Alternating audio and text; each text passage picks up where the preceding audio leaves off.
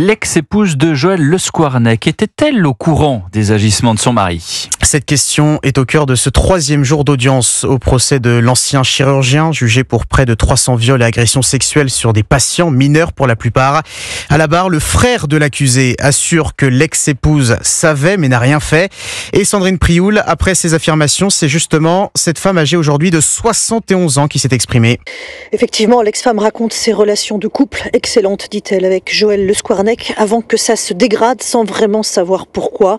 Une audition compliquée, il faut l'avouer, avec une femme qui explique qu'elle a appris très tard que son fils cadet avait été abusé par son grand-père, semble minimiser les faits d'agression sexuelle intrafamiliale évoqués, notamment le viol de Joël Le Squarnec sur une de ses nièces qu'elle réfute. Je me suis dit, c'est pas possible, elle le fait chanter. Des propos teintés de cynisme.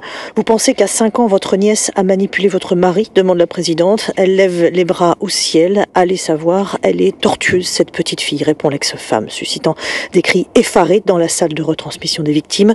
Une audition dans l'intimité du couple. L'ex-femme ramène des témoignages aux agressions sexuelles dont elle a elle-même été victime étant enfant. Dans le box, Joël Le Squarnec reste tête baissée depuis l'arrivée de son ex-femme. Sandrine Prioul à la cour criminelle du Morbihan pour Europe 1.